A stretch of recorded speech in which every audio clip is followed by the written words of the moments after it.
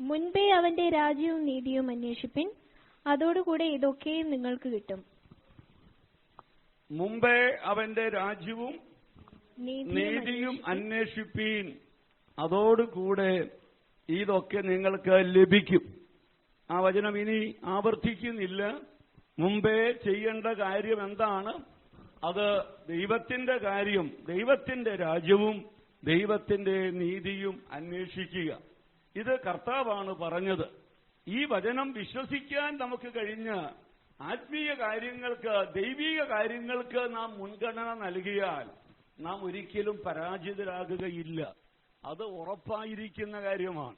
പ്രിയമുള്ളവരെ, എന്തുകൊണ്ട് പരാജയപ്പെടുന്നു എന്ന് ചോദിച്ചാൽ അതിന്റെ അർത്ഥം ദൈവിക കാര്യങ്ങളെക്കാൾ മുൻഗണന സ്വന്തം കാര്യങ്ങൾക്ക് നൽകുന്നു എന്നാണ്.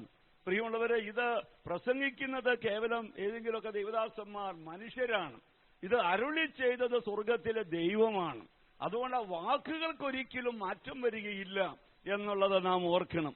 അതിനോടുള്ള ബന്ധത്തിൽ പിന്നെ നാം ചിന്തിച്ച ഒരു കാര്യമാണ് മുമ്പേ ചെയ്യേണ്ടത്. മത്തായി സുവിശേഷം 5-ാം അധ്യായത്തിന്റെ 23, 24 വാക്യങ്ങളാണ്.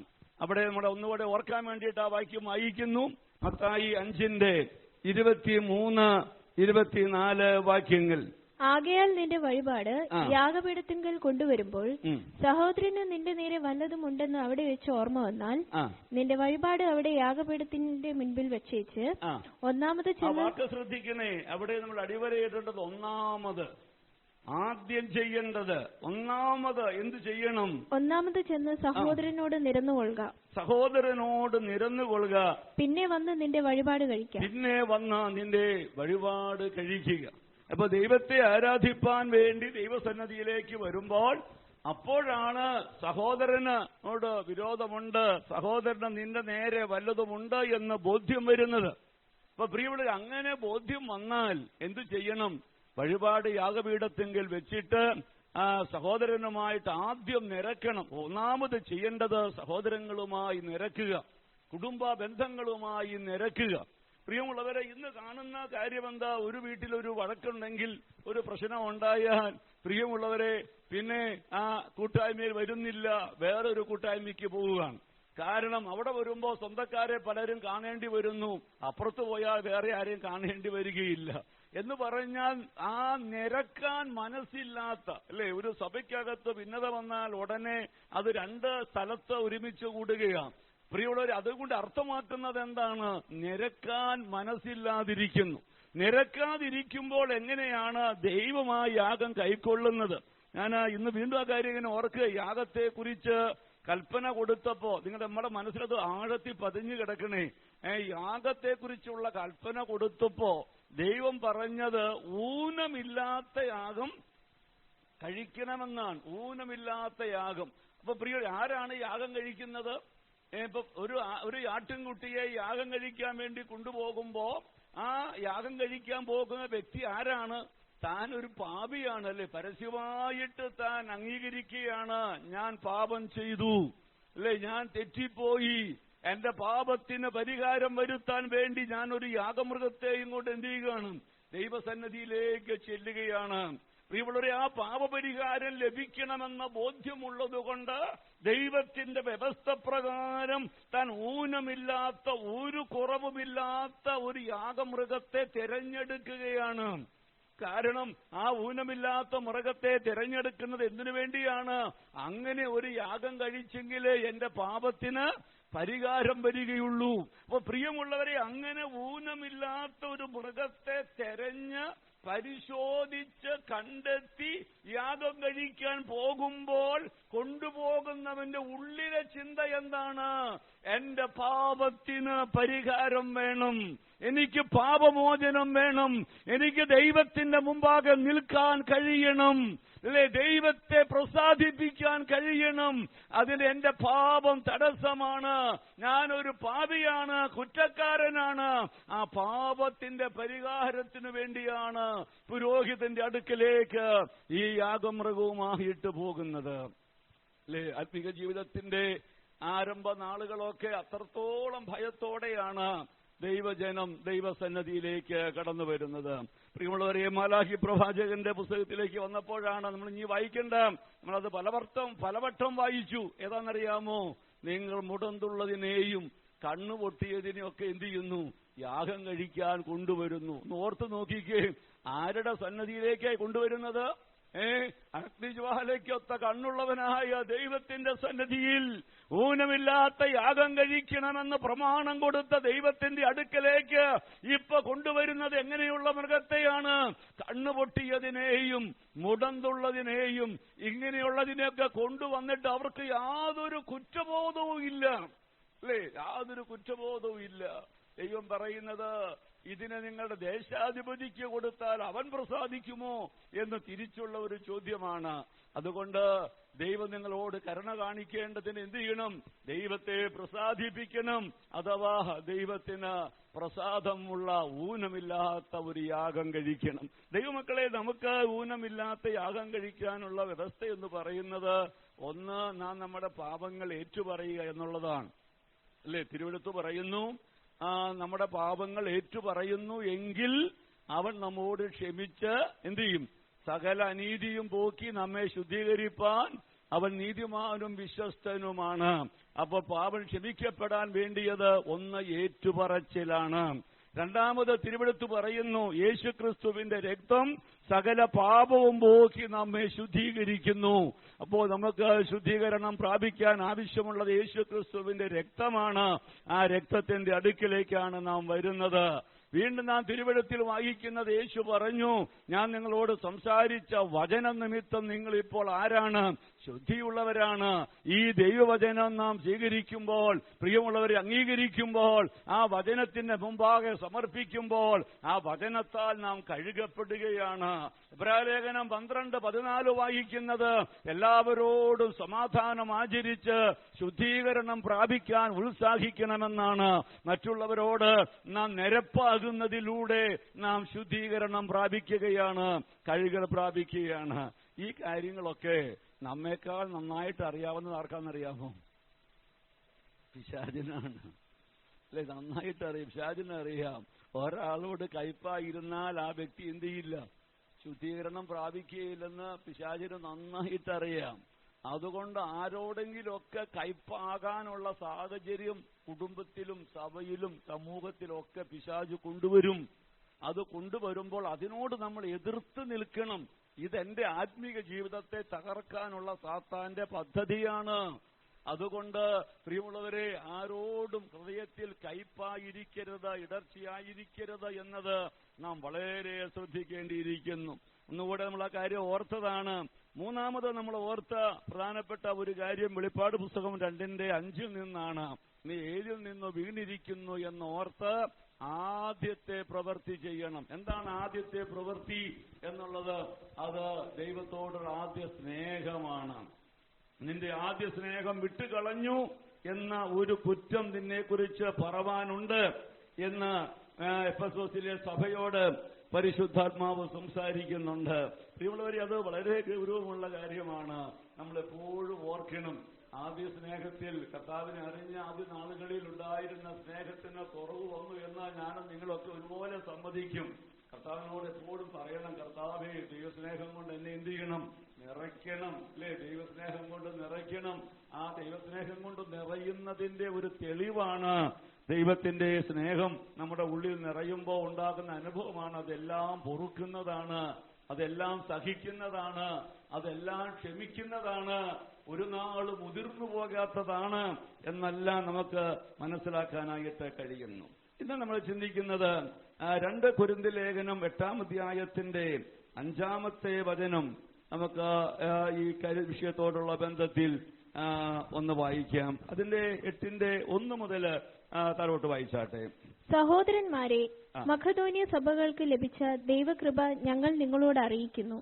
കഷ്ടത എന്ന കഠിന ശോധനയിലായിരുന്നിട്ടും അവരുടെ സന്തോഷ സമൃദ്ധിയും മഹാദാരിദ്ര്യവും ധാരാളം ഔദാര്യം കാണിപ്പാൻ കാരണമായി തീർന്നു.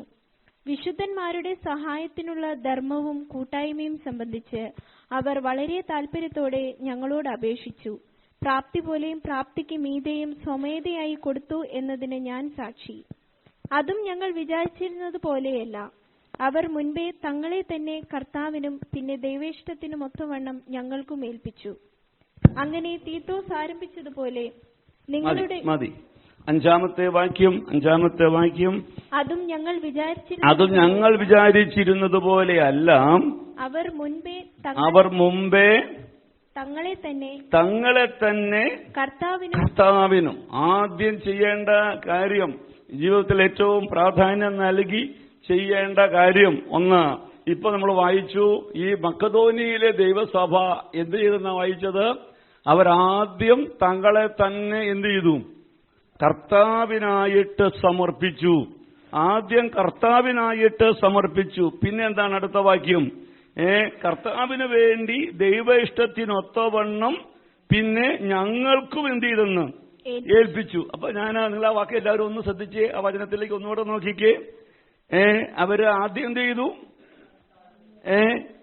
മുമ്പേ തങ്ങളെ തന്നെ കർത്താവിനും പിന്നെ ദൈവേഷ്ടത്തിനൊത്തവണ്ണം ഞങ്ങൾക്കും ഏൽപ്പിച്ചു എന്ന്. അപ്പൊ കർത്താവിനെ ഏൽപ്പിച്ചു എന്നുള്ളത് നമുക്ക് മനസ്സിലാവും അല്ലേ? ഈ ഞങ്ങൾക്ക് ഏൽപ്പിച്ചു എന്നുള്ളത് എന്താണ്? കർത്താവിനെ ഏൽപ്പിച്ചാൽ പോരെ, പിന്നെ ഞങ്ങളെന്ന് പറയുമ്പോൾ ആരൊക്കെ പെട്ടു അതിനകത്ത്?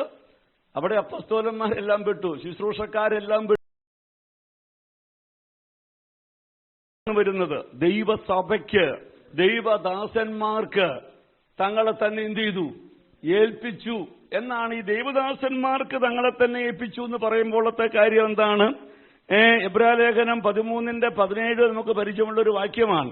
എബ്രായലേഖനം 13-ാം അധ്യായം അതിന്റെ 17-ാമത്തെ വാക്യം.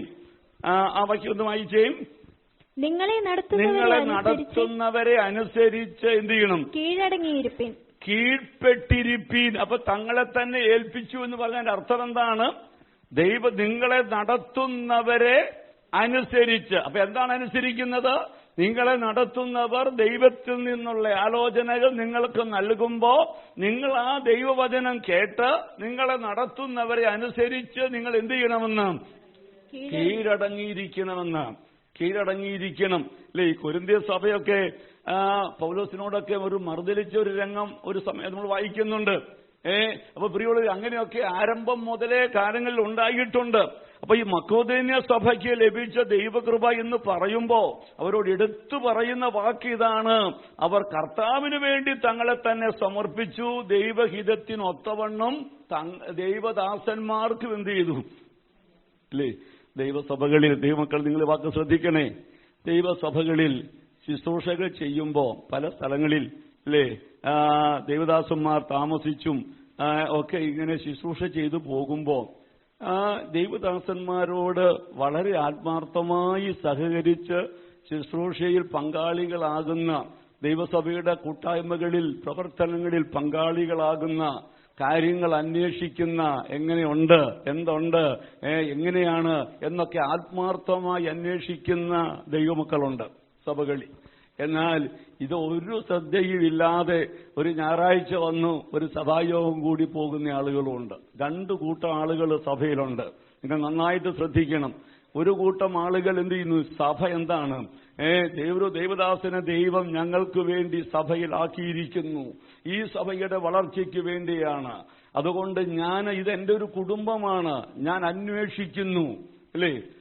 ഞാൻ പല ചിന്തകൾ മനസ്സിൽ വരുന്നു. ഞാനത് പലതും ബ്രേക്ക് ഇടുകയാണ്, ഇതിങ്ങനെ റെക്കോർഡ് ചെയ്യുന്നുണ്ടല്ലോ.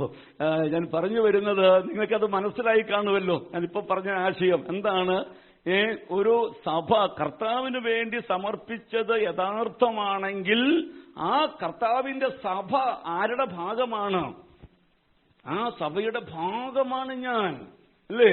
ആ സഭയെ ശുശ്രൂഷിക്കാൻ ദൈവദാസന്മാരെ ദൈവം നൽകുമ്പോ ദൈവദാസന്മാർക്കും ഞങ്ങളെ തന്നെ ഏൽപ്പിച്ചിരിക്കുന്നു എന്ന് പറയുമ്പോൾ അവർ ഇനിയിപ്പോ വായിച്ച മോളെ താഴോട്ട് വായിക്കുന്നു വായിച്ചേ.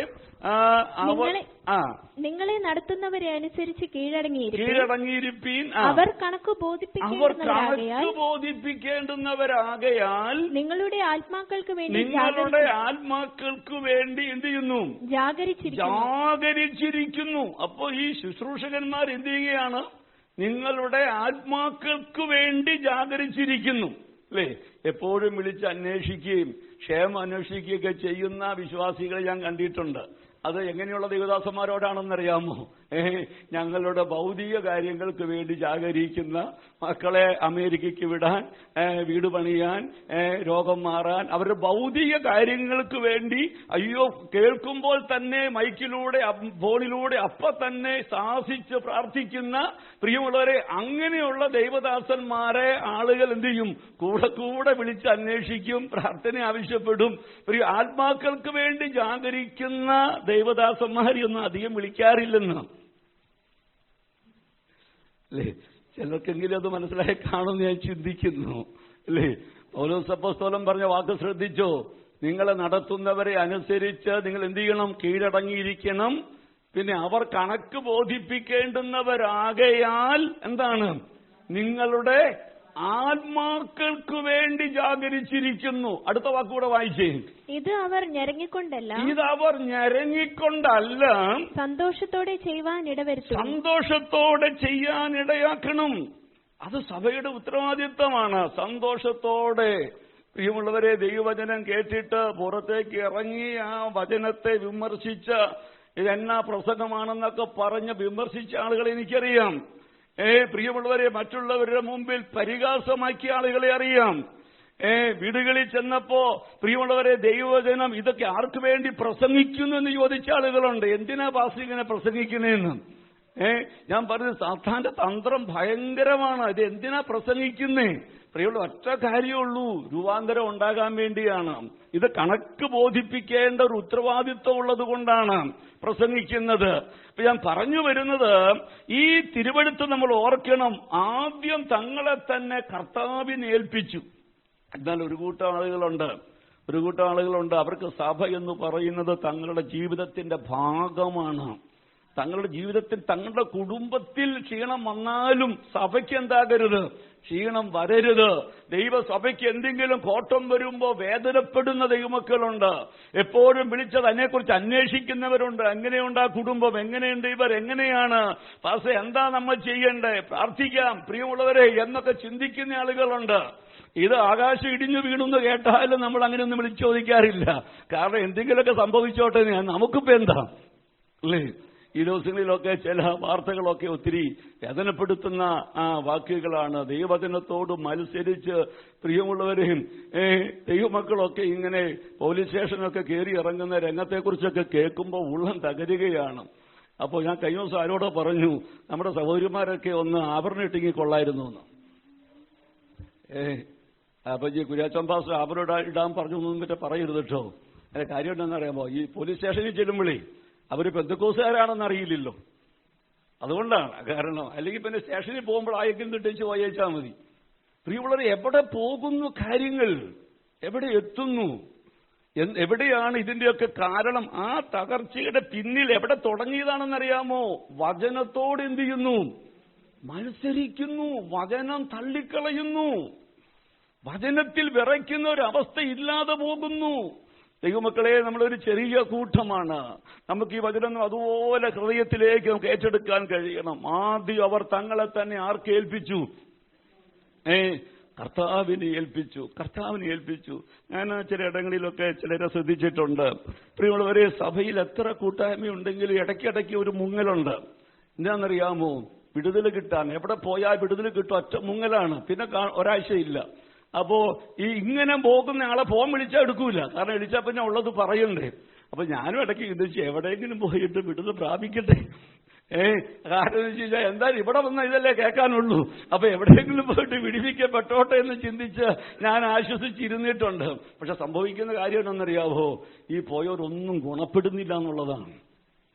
തകർച്ചയിലേക്കാണ് പോകുന്നത്, പരാജയത്തിലേക്കാണ് പോകുന്നത്. പ്രിയമുള്ളവർ, എന്നാൽ ഈ വചനത്തെ മുറുകെ പിടിക്കുന്ന ആളുകളുണ്ട്. കഷ്ടതയുടെ നടുവിൽ, പ്രതികൂലത്തിന്റെ നടുവിൽ കർത്താവിന്റെ വചനം മുറുകെ പിടിക്കുന്നവരുണ്ട്. പ്രിയമുള്ളവരെ, കർത്താവ് അവരൊരിക്കലും കൈവിടില്ല. വചനം പറയുന്നു, കഷ്ടങ്ങളിൽ ഈ ദൈവം ഏറ്റവും അടുത്ത തുണയാണ്. നമ്മുടെ കരങ്ങൾ ഉയർത്തി കർത്താവിനൊന്ന് മഹത്വം കൊടുക്കാം. ഈ ദൈവം നമ്മുടെ സങ്കേതമാണ്. അവൻ കഷ്ടങ്ങളിൽ അടുത്ത തുണയാണ്. ഈ വചനം കൈക്കൊള്ളുന്നവനെ കർത്താവ് ഒരിക്കലും കൈവിടുകയില്ല. പ്രിയമുള്ളവരെ, ഇവിടെ തിരുവെടുത്ത് പറയുന്ന വാക്ക് ശ്രദ്ധിക്കണേ. അവരാദ്യം എന്ത് ചെയ്തു? തങ്ങളെ തന്നെ ദൈവത്തിന് സമർപ്പിച്ചു എന്നാണ്. ദൈവത്തിന് തങ്ങളെ തന്നെ സമർപ്പിച്ചു. പ്രിയമുള്ളവരെ, സമാഗമന കൂടാരത്തെ കുറിച്ച് നമ്മൾ ചിന്തിക്കുമ്പോൾ നമുക്ക് അവിടെ കാണാൻ കഴിയുന്ന ഒരു കാര്യമുണ്ട്. ദൈവം ഒരു വാക്കൊന്ന് വായിക്കാമോ? പുറപ്പാട് പുസ്തകം അതിന്റെ 25-ാം അധ്യായത്തിന്റെ 8-ാമത്തെ വാക്യം. പുറപ്പാട് പുസ്തകം 25-ാം അധ്യായം 8-ാമത്തെ വാക്യം. ഞാൻ അവരുടെ നടുവിൽ വസിപ്പാൻ അവർ എനിക്കൊരു വിശുദ്ധ മന്ദിരം ഉണ്ടാക്കണം. അപ്പൊ ദൈവം പറയുന്ന വാക്ക് ശ്രദ്ധിച്ച്, ഞാൻ അവരുടെ നടുവിൽ വസിപ്പാൻ എന്ത് ചെയ്യണമെന്ന്. അപ്പൊ ദൈവത്തിന്റെ ആഗ്രഹം എന്താണ്? ആരുടെ നടുവിൽ? ദൈവം സൃഷ്ടിച്ച ഈ നിസ്സാരന്മാരായിരിക്കുന്ന തന്റെ ജനത്തോട് കൂടെ വസിക്കാൻ ഇഷ്ടപ്പെടുന്ന ഒരു ദൈവം. ഓർത്തു നോക്കിക്കേ അല്ലേ, ഈ അഖിലാണ്ടത്തെ സൃഷ്ടിച്ച ദൈവം സൃഷ്ടിച്ച എന്തെല്ലാമാണ് ഈ ഭൂമുഖത്ത്, ഈ സൗരയൂഥത്തിലൊക്കെ ഉള്ളത്, അല്ലേ, ഈ അഖിലാണ്ടത്തിലുള്ളത്. എന്നാൽ അതിൽ ദൈവം ആരോടുകൂടെ വസിക്കാൻ ഇഷ്ടപ്പെടുന്നു? തന്റെ സ്വരൂപത്തിലും ഛായയിലും സൃഷ്ടിച്ച മനുഷ്യനോടുകൂടെ. നമ്മൾ ആ വാക്കൊന്ന് ആവർത്തിച്ചെന്ന് പറഞ്ഞു നോക്കി. എന്നോട് കൂടെ വസിക്കാൻ ദൈവം എന്ത് ചെയ്യുന്നു? ഇഷ്ടപ്പെടുന്നു എന്ന്. അല്ലേ, ദൈവം ആദ്യം സൃഷ്ടിച്ച ആദാം ഹവ്വമാർ 2 മനുഷ്യര് ദേവന്തോട്ടത്തിലാക്കി. പ്രിയമുള്ളവരെ, പുറപ്പാട് ഉൽപ്പത്തി 3:5 നാം വായിക്കുന്നത് എന്താണ്? വെയിലാറിയപ്പോ ദൈവം എന്ത് ചെയ്തു? മനുഷ്യൻ ദൈവത്തിന്റെ അടുക്കിലേക്ക് ചെല്ലുവാണോ ചെയ്തേ? അല്ല, ദൈവം എങ്ങോട്ട് വന്നു? മനുഷ്യന്റെ അടുക്കിലേക്ക് വന്നു. അപ്പൊ ദൈവം എന്തിനാ മനുഷ്യനെ സൃഷ്ടിച്ചത്? മനുഷ്യനോട് കൂടെ ആയിരിക്കാൻ. അല്ലേ, വെയിലാറിയപ്പോ പ്രിയമുള്ളവരെ മനുഷ്യന്റെ അടുക്കിലേക്ക് ഇറങ്ങി വരുന്ന ഒരു ദൈവം. ദൈവമക്കളെ, ഈ വാക്കുകളൊക്കെ വായിക്കുമ്പോ നമ്മോടൊന്നിച്ചൊരു കൂട്ടായ്മ ആഗ്രഹിക്കുന്ന അഖിലാണ്ടത്തിന്റെ ആ സർവശക്തനായ ദൈവത്തിന്റെ മനസ്സിനെ നാം ഒന്ന് കാണേണ്ടത് ഏറ്റവും ആവശ്യമാണ്.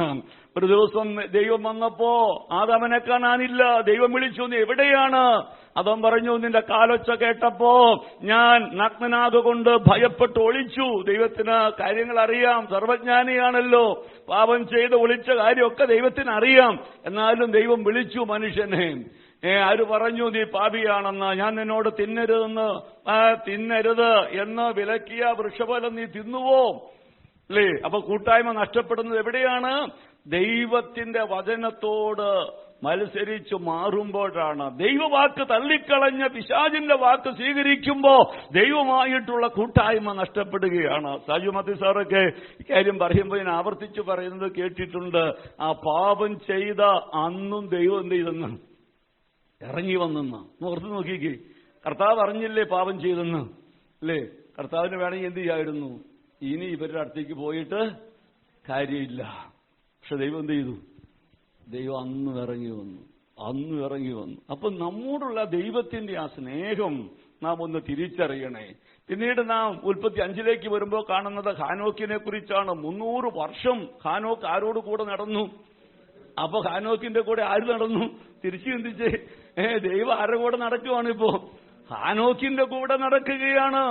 പ്രിയമുള്ള ദൈവം ഹാനോക്കിനോടൊപ്പം ദൈവത്തിന് ബോധ്യമുള്ള, ദൈവത്തിന് ഹിതമുള്ള മനുഷ്യരോട് കൂടെ അങ്ങനെ ഒരു കൂട്ടം മനുഷ്യരെ ദൈവം പ്രതീക്ഷിക്കുന്നു.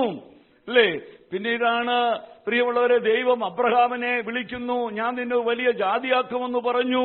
പ്രിയമുള്ളവരെ, മിസ്രൈമിൽ നിന്ന് അവരെ വിടിവിച്ച് അവരെ മരുഭൂമിയിലൂടെ യാത്ര പോകുമ്പോഴാണ് ദൈവം പറയുന്നത്, ഞാൻ അവരുടെ നടുവിൽ വസിക്കാൻ വേണ്ടി അവരെന്ത് ചെയ്യണമെന്ന്, എനിക്കൊരു പെട്ടകമുണ്ടാക്കണം, എനിക്കൊരു കൂടാരമുണ്ടാക്കണം. 40 മുഴം 20 മുഴം 40 മുഴം നീളത്തിൽ 20 മുഴം വീതിയിലൊക്കെ ഉള്ള ഒരു സമാഗമന കൂടാരം പ്രിയമുള്ളവരെ അവർ പാളയത്തിന്റെ നടുവിലടിക്കുകയാണ്. ഈ പാളയത്തെ നമ്മൾ പറയാൻ വന്നത്, ഈ സമാഗമന കൂടാരത്തെ നമ്മൾ ശ്രദ്ധിക്കുമ്പോ ഈ സമാഗമന കൂടാരത്തിലേക്ക് ഒരുവൻ കടന്നു വരുമ്പോൾ അവൻ ആദ്യം കാണുന്ന കാര്യം എന്താണെന്നറിയാമോ? ആദ്യം കാണുന്നത് എന്താണ്? ഈ പ്രാകാരത്തിൽ 2 വസ്തുക്കളെ ഉള്ളൂ. പ്രാകാരത്തിൽ 3 സ്ഥലമാണല്ലോ. പ്രാകാരം, വിശുദ്ധ സ്ഥലം, അതിവിശുദ്ധ സ്ഥലം. അപ്പൊ ആദ്യം വരുന്നത് എവിടെയാണ്? പ്രാകാരത്തിലാണ്. പ്രാകാരത്തിലേക്ക് പ്രവേശിക്കുമ്പോൾ തന്നെ കാണുന്നത് യാഗപീഠമാണ്. പ്രാകാരത്തിലേക്ക് വരുമ്പോൾ തന്നെ കാണുന്നത് എന്താണ്? യാഗപീഠമാണ്. യാഗപീഠം കഴിഞ്ഞ് മുന്നോട്ട് പോകുമ്പോഴാണ് താമ്രത്തൊട്ടി കാണുന്നത്. പ്രിയമുള്ളവരെ, അതിനുശേഷമാണ് അതിവിശുദ്ധ സ്ഥലത്തേക്ക് പ്രവേശിക്കുമ്പോൾ വിശുദ്ധ സ്ഥലത്ത് കാണുന്ന 3 വസ്തുക്കളാണ്. അവിടെ കാഴ്ചയപ്പത്തിന്റെ മേശയുണ്ട്, അവിടെ നിലവിളക്കുണ്ട്, പ്രിയമുള്ളവരെ, അതുപോലെ ധൂപപീഠമുണ്ട്. ഈ 3 വസ്തുക്കളാണ്. ഇനി അവിടെ നിന്നും മുന്നോട്ട് പോകുമ്പോൾ അതിവിശുദ്ധ സ്ഥലം. ഈ അതിവിശുദ്ധ സ്ഥലത്തേക്ക് പോകാൻ യോഗ്യത ആർക്കെന്നറിയാമോ? ഒരാൾക്ക്. ഈ ലക്ഷക്കണക്കിന് വരുന്ന ഇസ്രായേൽ ജനത്തിൽ ഒരാൾക്ക് എന്ത് ചെയ്യാൻ യോഗ്യതയുള്ളൂ? അതും അതിവിശുദ്ധ സ്ഥലത്തേക്ക് പോകുമ്പോൾ തങ്ങളെ തന്നെ കുറവുകൾ, തന്റെ പാപത്തിനു വേണ്ടി, ജനത്തിന്റെ പാപത്തിനു വേണ്ടിയൊക്കെ യാഗം കഴിച്ച് ശുദ്ധീകരണമൊക്കെ പ്രാപിച്ച് എത്ര ഭയത്തോടെയാണ് അതിവിശുദ്ധ സ്ഥലത്തേക്ക് പ്രവേശിക്കുന്നത്. കാരണം ഭയമാണ്. കുറവുണ്ടെങ്കിൽ, പാപം ഉണ്ടെങ്കിൽ പ്രിയമുള്ളവരെ, അവിടെ ദൈവ സാന്നിധ്യത്തിൽ ആ വ്യക്തി മരിച്ചു വീഴും. അതുകൊണ്ട് ഭയത്തോടെയാണ് അകത്തേക്ക് പ്രവേശിക്കുന്നത്. നമ്മൾ ആ ഭാഗത്തേക്കല്ല വരുന്നത്. ഈ പ്രാകാരത്തിൽ വരുമ്പോൾ ആദ്യം വരുന്നത് എവിടെയാണ്? യാഗപീഠത്തിൽ. പ്രിയമുള്ള, യാഗപീഠം എന്തിനെ കാണിക്കുകയാണ്? അല്ലേ? റോമാലേഖനം 12:1 നാം വായിക്കുന്നത്, ആകയാൽ സഹോദരന്മാരെ, ഞാൻ ദൈവത്തിന്റെ മനസ്സലിവ് ഓർപ്പിച്ച് നിങ്ങളെ പ്രബോധിപ്പിക്കുന്നു, നിങ്ങൾ ബുദ്ധിയുള്ള ആരാധനയായി നിങ്ങളുടെ ശരീരങ്ങളെ ജീവനും വിശുദ്ധിയും ദൈവത്തിന് പ്രസാദവുമുള്ള യാഗമായിട്ട് എന്ത് ചെയ്യണം? അർപ്പിക്കണം. അപ്പൊ പ്രാകാരത്തിലേക്ക് വരുമ്പോൾ പ്രിയമുള്ളവരെ, ഒരു വ്യക്തി ദൈവസന്നിധിയോട് അടുക്കാൻ ആഗ്രഹിച്ചാൽ അവൻ ആദ്യം വരുന്നത് യാഗപീഠത്തിലാണ്. ആ യാഗപീഠം ഒരു സമർപ്പണത്തെയാണ് കാണിക്കുന്നത്. തങ്ങളെ തന്നെ യാഗമാക്കുന്നു, ദൈവത്തിനായി സമർപ്പിക്കുന്നു. അപ്പൊ പ്രിയമുള്ളവരെ, ആ സമർപ്പിക്കുന്നതിന്റെ പശ്ചാത്തലം നിങ്ങളൊന്ന് ശ്രദ്ധിച്ചേ. റോമർ 12:1 വായിക്കുമ്പോൾ അവിടെ കാണുന്നത് ആകയാൽ എന്ന് പറഞ്ഞാൽ ദൈവം മനുഷ്യനു വേണ്ടി എന്തൊക്കെ ചെയ്തു എന്ന കാര്യം വിശദീകരിച്ചിട്ടാണ് പറയുന്നത്.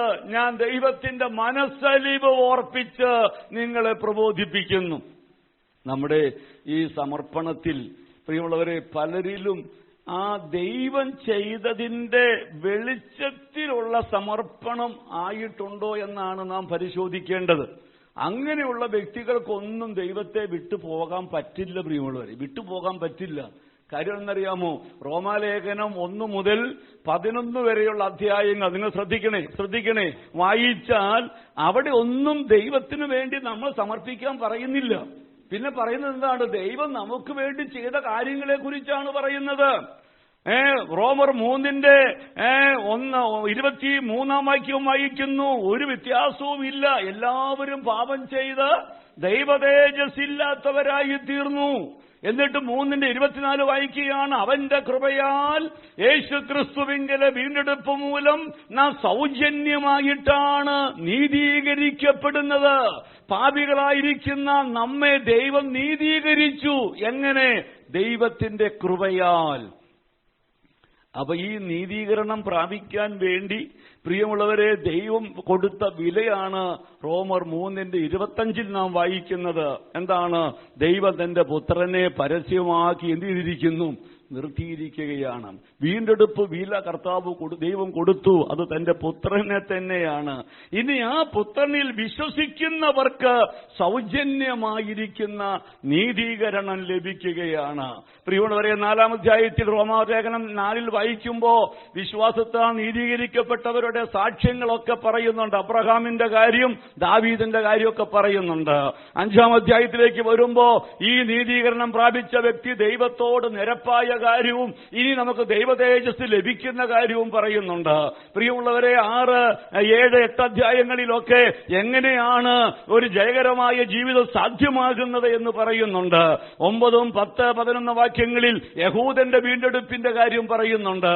പ്രിയമുള്ള, ഇതെല്ലാം പറഞ്ഞിട്ട് 12-ാം അധ്യായത്തിൽ പറയുക, സഹോദരന്മാരെ, ദൈവം നമ്മോട് കാട്ടിയ മനസ്സലിവ് എന്താണ്? മനസ്സലിവ്, ദൈവം നമ്മോട് കാണിച്ച മനസ്സലിവ് എന്താണ്? ക്രൂശിലേക്ക് നോക്കുക, അതാ മനസ്സലിവ്. ഞാൻ തകർക്കപ്പെടേണ്ട സ്ഥാനത്ത്, ഞാൻ യാഗമായി തീരേണ്ട സ്ഥാനത്ത്, അല്ലെ, ഞാൻ ശിക്ഷിക്കപ്പെടേണ്ട സ്ഥാനത്ത് ദൈവം എനിക്ക് വേണ്ടി ശിക്ഷയേറ്റു. കർത്താവ് എനിക്ക് വേണ്ടി തകർക്കപ്പെട്ടു. ആ മനസ്സലിവ് ഓർത്തിട്ട് നിങ്ങൾ ചെയ്യേണ്ടത് എന്താണ്? നിങ്ങളെ തന്നെ ദൈവത്തിന് യാഗമായിട്ട് സമർപ്പിക്കണം എന്ന് പറയുമ്പോൾ, പ്രിയമുള്ളവരെ, ഈ യാഗപീഠത്തിൽ ഒരു മൃഗത്തെ യാഗമർപ്പിക്കുമ്പോൾ അത് നിശേഷം ഇല്ലാതാകുകയാണ്. നമ്മൾ ഈ കാര്യം ഓർക്കണേ. ഞാനും നിങ്ങളും വളരെ ഭയത്തോടെ ഈ കാര്യം ഒന്ന് ശ്രദ്ധിക്കണം. യാഗപീഠത്തിൽ വെച്ച മൃഗം എന്തായിത്തീരുന്നു? ഇല്ലാതായിത്തീരുന്നു, കത്തിച്ചാമ്പലാകുന്നു, അല്ലേ? ചാരമായിത്തീരുന്നു. നമ്മളിങ്ങനെ ഓർത്തു നോക്കിക്കേ. പൗലോസിന്റെ ഒരു ഭാഷ ശ്രദ്ധിച്ചിട്ടുണ്ടോ? ഇനി ജീവിക്കുന്നത് ഞാൻ അല്ല. എപ്പോഴാണ് നമ്മുടെ ഇടയിൽ പ്രശ്നങ്ങളൊക്കെ ഉണ്ടാകുന്നത്? എപ്പോഴാണ് കുടുംബത്തിൽ വഴക്കുണ്ടാകുന്നത്? എപ്പോഴാണ് നമ്മൾ പൊട്ടിത്തെറിക്കുന്ന അവസ്ഥയൊക്കെ ഉണ്ടാകുന്നത്? ആര് ജീവിക്കുന്നു? ഞാൻ ജീവിക്കുന്നു, അല്ലേ? അപ്പോ അങ്ങനെ ഒരു പൊട്ടിത്തെറിയും ഒരു പ്രശ്നമൊക്കെ ഉണ്ടാകുമ്പോൾ നമ്മൾ എന്താ തിരിച്ചറിയേണ്ടത്? തിരിച്ചറിയേണ്ടത് എന്താ? ഇപ്പോഴും ഞാൻ തന്നെയാണ് ജീവിക്കുന്നത്, ഇപ്പോഴും ഞാൻ തന്നെയാണ്. ദൈവം എന്താ ആഗ്രഹിക്കുന്നു? ഈ യാഗപീഠത്തിൽ വെക്കാനായിട്ട് ആഗ്രഹിക്കുന്നു. അപ്പോൾ ദൈവസന്നിധിയിൽ നാം പറയേണ്ട ഒരു കാര്യമുണ്ട്. കർത്താവേ, ഇപ്പോഴും എനിക്ക് യഥാർത്ഥമായ മരണത്തിലേക്ക് വരാൻ കഴിഞ്ഞിട്ടില്ലെന്ന് നാം ഓർക്കണം, അല്ലെ? കർത്താവിനോട് നമ്മുടെ ഉള്ള അവസ്ഥ നമ്മൾ ഏറ്റു പറയണം. ഇനി ജീവിക്കുന്നത് ഞാനല്ല, എന്നിൽ ആര് ജീവിക്കണം? എന്നിൽ ക്രിസ്തു ജീവിക്കണം. എന്നിൽ എന്റെ ഇഷ്ടമല്ല, ദൈവത്തിന്റെ ഇഷ്ടമാണ് ജീവിക്കേണ്ടത്, പ്രിയമുള്ള നടക്കേണ്ടത്. അതിനുവേണ്ടി നാം പിന്നെയും അടുത്തു വരുന്നത് കർത്താവിലേക്ക് തന്നെയാണ്. പ്രിയമുള്ളവരെ, പക്ഷെ സംഭവിക്കുന്ന വീഴ്ച എന്നറിയാമോ? നമ്മുടെ ഭാഗത്ത് ഇങ്ങനെയൊക്കെ വീഴ്ചകൾ വന്നാലും അതൊരു സാരമായിട്ട് നമ്മൾ കാണുന്നില്ല, അതിനൊരു ഗൗരവമായിട്ട് നമ്മൾ കാണുന്നില്ല, അല്ലേ? ഇവിടെ തിരുവെടുത്ത് പറയുന്നു, എഫേസ്യ 2 കൊരിന്ത്യർ ലേഖനം 8:5 വായിച്ചത്, ഈ മക്കദോനിയിലെ ദൈവമക്കൾ ചെയ്ത കാര്യം അവരാദ്യം യഥാർത്ഥമായി തങ്ങളെ തന്നെ ആർക്ക് സമർപ്പിച്ചു? കർത്താവിന് സമർപ്പിച്ചു. കർത്താവിന് സമർപ്പിച്ചതാണെങ്കിൽ പിന്നെ തങ്ങൾക്കുള്ളതൊക്കെ പിന്നെ ആരുടെയാണ്? കർത്താവിൻ്റെതാണ്. തങ്ങൾ പിന്നെ ജീവിക്കുന്നത് ആരുടെ ഇഷ്ടത്തിനാണ്? കർത്താവിന്റെ ഇഷ്ടത്തിനാണ്. തങ്ങളുടെ ഇഷ്ടം പിടിച്ചു വാങ്ങാൻ പിന്നെ നിൽക്കുവോ? ആ കർത്താവിന്റെ ഇഷ്ടത്തിനാണ് ജീവിച്ചത് എന്നതിന്റെ തെളിവ് എന്നറിയാമോ? നമുക്ക് ഇനി 2 കൊരിന്ത്യർ 8:1 മുതൽ ഒന്നുകൂടെ നോക്കാം. സഹോദരന്മാരെ, മക്കദോന്യ സഭകൾക്ക് ലഭിച്ച ദൈവകൃപ ഞങ്ങൾ നിങ്ങളോട് അറിയിക്കുന്നു. പിന്നെ കഷ്ടത എന്ന കഠിന ശോധനയിലായിരുന്നിട്ടും അവരുടെ സന്തോഷ സമൃദ്ധിയും, ശ്രദ്ധിക്കണേ, അവരുടെ സന്തോഷം അതെങ്ങനെയാണ് ഈ കഷ്ടത എന്ന കഠിന ശോധനയിലായിരിക്കുമ്പോൾ സന്തോഷിക്കാൻ പറ്റുന്നത്? ആർക്കാ ഇത് സാധിക്കുക? മനുഷ്യനെ കൊണ്ട് പറ്റുന്ന കാര്യമാണോ? ആണോ പ്രൊഡ്യൂസർ? ഇത് മനുഷ്യനെ കൊണ്ട് പറ്റും, പ്രസംഗിക്കാനൊക്കെ പറ്റും, അല്ലേ? ആരെ കൊണ്ട് സാധിക്കുവോ? സാധിക്കില്ല. പക്ഷെ ഒരു കൂട്ടം ദൈവമക്കളത് ചെയ്തു എന്നായി പറയുന്നേ. കഷ്ടത എന്ന കഠിന ശോധനയിലായിരുന്നിട്ടും അവർക്ക് എന്തുണ്ടായിരുന്നു? സന്തോഷം. എങ്ങനെയാണ്? ആ സന്തോഷത്തിന്റെ കാരണം എന്താണ്? ആ സന്തോഷത്തിന്റെ കാരണം ഇനി ജീവിക്കുന്നത് ഞങ്ങളല്ല. ഞങ്ങൾ ആരുടെ കയ്യിലാണ്? ഞങ്ങൾ ആർക്ക് വേണ്ടി ഏൽപ്പിച്ചു? ഞങ്ങൾ ദൈവത്തിന് വേണ്ടി ഏൽപ്പിക്കപ്പെട്ടവരാണ്. ദൈവത്തിന് വേണ്ടി സമർപ്പിക്കപ്പെട്ട ആ വ്യക്തി ഇത് എങ്ങനെ ആകണമെന്ന് തീരുമാനിക്കുന്നത് ആരാ? കർത്താവാണ് തീരുമാനിക്കുന്നത്. അപ്പൊ കർത്താവിന്റെ ഇഷ്ടമാണ് ഇവിടെ നടക്കുന്നത്. കർത്താവിന്റെ ഇഷ്ടം നടക്കുന്നത് കൊണ്ടാണ് അവർ സന്തോഷിക്കുന്നത്, അല്ലേ? കഷ്ടത എന്ന കഠിന ശോധനയിലായിരുന്നിട്ടും അവരുടെ സന്തോഷ സമൃദ്ധിയും പിന്നെ മഹാദാരിദ്ര്യവും ധാരാളം ഔദാര്യം കാണിപ്പാനായിട്ട് കാരണമായി തീർന്നു. ഞാൻ ആ കൃപയെക്കുറിച്ചൊക്കെ ഓർക്കുക. കഞ്ഞിക്ക് അച്ചാറുണ്ടാക്കുന്ന കാര്യം പറഞ്ഞപ്പോ പോലും പുറപുറത്തിയ ആളുകളൊക്കെ ഞാൻ അതിന്റെ മനസ്സിലേക്ക് വന്നു. ഒന്ന് ഓർത്ത് നോക്കിക്കേ, ഇവരുടെ മഹാദാരിദ്ര്യം എന്തായിത്തീർന്നു? ധാരാളം ഔദാര്യം കാണിച്ചു എന്ന്. പ്രിയമുള്ള സമ്പത്ത് ഇവർക്ക് ഇല്ല, ഇവര് ഭയങ്കര ദാരിദ്ര്യത്തിലാണ്, പട്ടിണിയിലാണ് ഇവര്. എന്നിട്ടും പിന്നെ അവരെന്ത് ചെയ്യുകയാണ്? ഞാൻ പറഞ്ഞു, നമ്മുടെ ആത്മീയ നിലവാരം ചിന്തിച്ചു നോക്കിക്കേ. അപ്പോ അച്ചാറുണ്ടാക്കിയവരൊക്കെ ചിന്തിക്കുകയാണ്, എന്തായാലും ഞങ്ങൾ ആ കാര്യത്തിൽ വിജയിച്ചു. ഞാൻ അച്ചാറുണ്ടാക്കിയ കാര്യമല്ലാട്ടോ ഈ പറയുന്നത്. അവിടെ നമ്മൾ വിജയിച്ചു കാണും. ചിലപ്പോൾ നമ്മൾ കറി ഉണ്ടാക്കിയ കാര്യത്തിൽ വിജയിച്ചു കാണും, ചിലപ്പോൾ കഞ്ഞി വെച്ച കാര്യത്തിൽ വിജയിച്ചു കാണും, അല്ലേ? പ്രിയമുള്ളവരെ, നമ്മൾ ചിലതിൽ വിജയിച്ചിട്ടുണ്ട്, വേറെ ചിലതിലോ കാരണം ഔദാര്യം കാണിക്കേണ്ട മറ്റു പലതും നമ്മുടെ മുമ്പിൽ വന്നിട്ടുണ്ട്, പല സാഹചര്യങ്ങൾ വന്നിട്ടുണ്ട്. അവിടെ നമ്മൾ എങ്ങനായിരുന്നു വിജയിച്ചോ എന്നുള്ളതാണ്. ചിലതിൽ വിജയിച്ചു, ചിലതിൽ നമ്മൾ തോറ്റു. നമ്മൾ ഓർക്കണം, ഇവിടെ പറയുന്നത് മഹാദാരിദ്ര്യവും ധാരാളം ഔദാര്യം കാണിപ്പാനായിട്ട് കാരണമായി തീർന്നു. എന്നിട്ട് പറയുക, വിശുദ്ധന്മാരുടെ സഹായത്തിനുള്ള ധർമ്മവും കൂട്ടായ്മയും സംബന്ധിച്ച് അവർ വളരെ താല്പര്യത്തോടെ ഞങ്ങളോട് അപേക്ഷിച്ചു. അവരിങ്ങോട്ട് ചോദിക്കുകയാണ്, ഞങ്ങൾ ആരെങ്കിലും സഹായിക്കണോ? ചോദിക്കുന്ന ആളുകൾ ആരാണ്? കഷ്ടത എന്ന കഠിന ശോധനയിൽ ആയിരിക്കുന്നവർ. ഇന്നത്തെ കാലത്താണ് എന്താ സംഭവിക്കുക? ഇന്ന് കഷ്ടത എന്ന കഠിന ശോധനയിൽ സഭയിൽ ഒരു കുടുംബമായാൽ എന്തായിരിക്കും ആ കുടുംബത്തിന്റെ മനോഭാവം? ഈ സഭയിൽ പോയിട്ട് ഒരു കാര്യവും ഇല്ല. അപ്പുറത്തെ സഭയിൽ അവർ പ്രാർത്ഥിച്ച് എന്ത് നേടിത്തന്നേനെ? ഞങ്ങൾക്കൊരു വിടുതല് നേടിത്തന്നേനെ. അതിന്റെ ഇടയ്ക്ക് എവിടെയെങ്കിലും ചെല്ലുമ്പോൾ ഒരു ദൂതും പറയും വേണമെങ്കിൽ. എന്താണ്? പിശാചിന്റെ ഭയങ്കര പോരാട്ടമാണ് നിങ്ങളെ കഷ്ടതയിലാക്കിയത്, അല്ലേ? വിഷയം മനസ്സിലാകുന്നു? അവർക്കറിയാം ഞങ്ങൾ എങ്ങനെ ആകണമെന്ന് തീരുമാനിക്കുന്നത് സ്വർഗത്തിലെ ദൈവമാണ്. പ്രിയമുള്ളവരെ, ഇവിടെ വാക്ക് ശ്രദ്ധിച്ചോ. എന്നിട്ട് അവരിങ്ങോട്ട് അപേക്ഷിച്ചു. എന്തപേക്ഷിച്ചു എന്ന് വായിക്കുന്നേ? വിശുദ്ധന്മാരുടെ സഹായത്തിനുള്ള ധർമ്മവും കൂട്ടായ്മയും സംബന്ധിച്ച് വളരെ താല്പര്യത്തോടെ ഞങ്ങളോട് അപേക്ഷിച്ചു. പ്രാപ്തി പോലെയും പ്രാപ്തിക്ക് മീതെയും സ്വമേധയായി കൊടുത്തു എന്നതിന് ഞാൻ സാക്ഷി. ഇത് പറഞ്ഞിട്ടാണ് പറയുന്നത്. അതും ഞങ്ങൾ വിചാരിച്ചതുപോലെ അല്ല, അവർ മുമ്പേ തങ്ങളെ തന്നെ കർത്താവിന്. അപ്പൊ ആദ്യമേ കർത്താവിന് സമർപ്പിച്ചവരാണെങ്കിൽ, ഈ സമർപ്പണ യാഥാർത്ഥ്യമാണെങ്കിൽ, ദൈവമക്കളെ, ജീവിതത്തിൽ നേരിടുന്ന ഏത് പ്രതിസന്ധികളും നമുക്ക് ഉറപ്പുണ്ട്. ഞാൻ കർത്താവിന്, ഞാൻ പറഞ്ഞാൽ ഇരിക്കുമ്പോൾ ഓർപ്പിച്ചിട്ടുണ്ട്, ഞാനിപ്പോ ഈ ഇരിക്കുന്ന മൊബൈൽ ഫോൺ ഈ മോൾക്ക് കൊടുത്തെങ്കിൽ പിന്നെ അതിന്റെ ഉടമസ്ഥൻ ആരാണ്? അതിന്റെ ഉടമസ്ഥൻ ആരാ? അത് കൊടുത്ത വ്യക്തിയാണ്. ഞാൻ കർത്താവിന് വേണ്ടി സമർപ്പിച്ചെങ്കിൽ പിന്നെ എന്റെ ഉടമസ്ഥൻ ആരാണ്? എന്ത് നമുക്കത് ഉറപ്പ് ലഭിക്കാതെ പോകുന്നു? ഉറപ്പ് ലഭിക്കുന്നില്ലെങ്കിൽ അതിന്റെ അർത്ഥം സമർപ്പിച്ചിട്ടില്ലെന്നാണ്, അല്ലേ? അനേകം ആളുകളും ദൈവസഭയിൽ വരുന്നത് തങ്ങളുടെ ആവശ്യങ്ങൾ നിറവേറാൻ വേണ്ടിയാണ്. ദൈവം വചനം പറയുന്നത് നിങ്ങളെ തന്നെ എന്ത് ചെയ്യണം? യാഗമായിട്ട് എന്ത് ചെയ്യണം? അല്ലെ? സമാഗമന കൂടാരത്തിലേക്ക് ആദ്യം വരുന്ന വ്യക്തി യാഗപീഠം കഴിയാതെ മുന്നോട്ട് പോകാൻ പറ്റില്ല.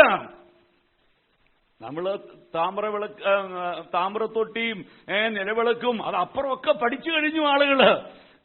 പക്ഷെ ആദ്യത്തെ അനുഭവം ഉണ്ടായിട്ടില്ല.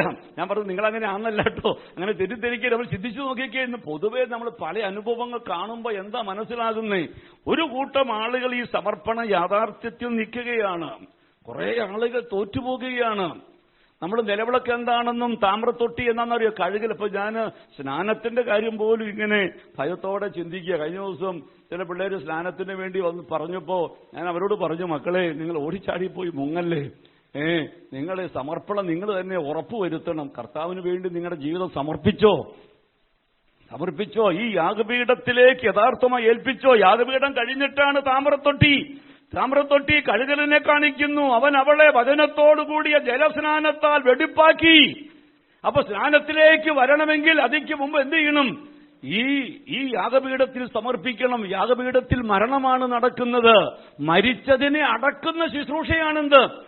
സ്നാനം, അല്ലെ? അപ്പൊ എപ്പോഴാണ് സ്നാനപ്പെടേണ്ടത്? മരണം നടന്നതിന് ശേഷമാണ്, മരിച്ചതിന് ശേഷമാണ്.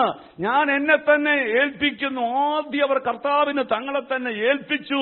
അതാണ് യഥാർത്ഥ മാനസാന്തരത്തിന്റെ അനുഭവം എന്ന് പറയുന്നത്. അവിടെ നമുക്ക് ഇനിയും വിശദീകരിക്കാനായിട്ട് നിൽക്കുന്നില്ല. നിങ്ങളത് ഗൗരവത്തോടെ ഓർക്കണമേ. തങ്ങളെ തന്നെ കർത്താവിനും പിന്നെ ദൈവേഷ്ടത്തിനൊത്തവണ്ണം എന്ത് ചെയ്തു? ഞങ്ങൾക്കും സമർപ്പിച്ചു എന്ന് നമുക്ക് വായിക്കാനായിട്ട് കഴിയുകയാണ്. പ്രിയമുള്ളവരെ, മറ്റൊരു പ്രധാനപ്പെട്ട ഒരു കാര്യം കൂടെ, സമയം തീരുന്നു, ഒരു വാക്കുകൂടെ നമുക്ക് ആദ്യം ചെയ്യേണ്ട ഒരു കാര്യം കൂടെ വായിച്ചിട്ട് നമുക്ക് ഇന്ന് നിർത്താം. യോഹന്നാന്റെ സുവിശേഷം 1-ാം അധ്യായത്തിന്റെ 40-41 വാക്യങ്ങൾ കൂടെ ഒന്ന് വായിക്കാമോ? അധികം വിശദീകരിക്കാതെ പെട്ടെന്ന് നമുക്കത് ചിന്തിക്കാം. യോഹന്നാൻ പറഞ്ഞത് കേട്ട് അവനെ അനുഗമിച്ച 2 പേരിൽ ഒരുത്തൻ ശീമോൻ പത്രോസിന്റെ സഹോദരനായ അന്ത്രയോസ് ആയിരുന്നു. അവൻ തന്റെ സഹോദരനായ ശീമോനെ ആദ്യം കണ്ട് അവനോട് ഞങ്ങൾ മിശിഹായെ എന്ന് വെച്ചാൽ ക്രിസ്തുവെ കണ്ടെത്തിയിരിക്കുന്നു എന്ന് പറഞ്ഞു. അപ്പൊ ആദ്യം ചെയ്ത കാര്യം എന്താണ്? ഇവിടെ അന്ത്രയോസ് കർത്താവിനെ കണ്ടപ്പോൾ അന്ത്രയോസ് പിന്നെ ആദ്യം ചെയ്ത കാര്യം എന്താണ്? സഹോദരൻ തന്റെ സഹോദരനോട് ആരെക്കുറിച്ച് പറഞ്ഞു? യേശുവിനെ കുറിച്ച് പറഞ്ഞു. താൻ യേശുവിനെ കണ്ടെത്തിയപ്പോൾ കർത്താവിനെ കണ്ടതിന്റെ യഥാർത്ഥ തെളിവ്, അയ്യോ, തന്റെ സഹോദരനോട് ശീമോൻ പത്രോസിനോട് യേശുവിനെ കുറിച്ച് പറഞ്ഞു. ആദ്യം ചെയ്യേണ്ട കാര്യം എന്താ? കർത്താവിനെ കണ്ടെങ്കിൽ ആദ്യം നമ്മുടെ ആ ഉള്ളിൽ, കാരണം കർത്താവിനെ കണ്ട വ്യക്തിക്ക് പിന്നെ അടങ്ങിയിരിക്കാൻ പറ്റുകയില്ല. ഇതാണ് നമ്മുടെ സുവിശേഷീകരണത്തിന്റെ ആരംഭ ഭാഗങ്ങൾ. ഇവിടെ നമ്മളൊന്ന് ശ്രദ്ധിക്കണേ. 35-ാമത്തെ വാക്യം മുതൽ വായിക്കുമ്പോൾ, പിറ്റേന്നായി യോഹന്നാൻ പിന്നെയും തന്റെ ശിഷ്യന്മാര് രണ്ടുപേരുമായി അവിടെ നിൽക്കുമ്പോൾ കടന്നു പോകുന്ന യേശുവിനെ നോക്കിയിട്ട്, ഇതാ ദൈവത്തിന്റെ കുഞ്ഞാടെന്ന് പറഞ്ഞു. അപ്പൊ യോഹന്നാൻ സ്നാപകൻ യേശുവിനെ പരിചയപ്പെടുത്തുന്നു. ആരോട്? തന്റെ ശിഷ്യന്മാരോട്. അടുത്ത വാക്ക്, ഇതാ ദൈവത്തിന്റെ കുഞ്ഞാടെന്ന് പറഞ്ഞു. അവൻ പറഞ്ഞത് ആ രണ്ട് ശിഷ്യന്മാർ കേട്ടു. അവരെന്ത് ചെയ്തു? യേശുവിനെ എന്ത് ചെയ്തെന്ന്? അനുഗമിച്ചു. അല്ലേ? അപ്പോ യേശുവിനെ യോഹന്നാൻ സ്നാപകൻ പരിചയപ്പെടുത്തി. ഇതാ ദൈവത്തിന്റെ കുഞ്ഞാട്. അതിന്റെ 1-ാം അധ്യായത്തിന്റെ 29-ാമത്തെ വാക്യത്തിൽ യോഹന്നാൻ പറയുമ്പോ, ഇതാ ലോകത്തിന്റെ പാപത്തെ ചുമക്കുന്ന ദൈവത്തിന്റെ കുഞ്ഞാടെന്ന് പറയുന്നുണ്ട്. അപ്പോ ലോകത്തിന്റെ പാപം ചുമക്കാൻ വന്ന കുഞ്ഞാടാണ് യേശു എന്ന് പരിചയപ്പെടുത്തിയപ്പോൾ യോഹന്നാന്റെ ശിഷ്യന്മാരെന്ത് ചെയ്തു? ആരെ അനുഗമിച്ചു? എന്നാ അതെന്തായിരിക്കും കാരണം? ഇപ്പൊ യോഹന്നാന്റെ കൂടെ തന്നെ നിന്നാ പോരെ? യോഹന്നാനെ അനുഗമിച്ചാ പോരെ? യോഹന്നാൻ സ്നാപകന്റെ പിന്നാലെ പോയാ പോരെ? പോരാ. കാരണം അതിനേക്കാൾ വലുതിപ്പോ കണ്ടെത്തി. കാരണം എന്താണ്? എന്റെ പാപം വഹിക്കുന്ന, എന്റെ പാപത്തിന് പരിഹാരം വരുത്തുന്ന, അല്ലേ, ലോകത്തിന്റെ പാപം വഹിക്കുന്ന ദൈവത്തിന്റെ കുഞ്ഞാടാണ് യേശു ക്രിസ്തുവെങ്കിൽ ഇനി ഞാൻ അനുഗമിക്കേണ്ടത് ആ യേശുവിനെയാണ്. പ്രിയമുള്ളവരെ, പാപപരിഹാരത്തിന് വേണ്ടി വരാനുള്ള ഇടം യേശുവിന്റെ അടുക്കലാണ്. യോഹന്നാന്റെ ശിഷ്യന്മാർ അങ്ങനെ അന്നു മുതൽ ആരെ അനുഗമിച്ചു? യേശുവിനെ അനുഗമിച്ചു. ഇനി അതിന്റെ പ്രധാനപ്പെട്ട 1-2 കാര്യങ്ങൾ കൂടെ താഴോട്ട് വായിക്കുമ്പോ അവർ ചോദിക്കുന്നുണ്ട്. അടുത്ത വാക്യം വായിച്ചു മോളെ.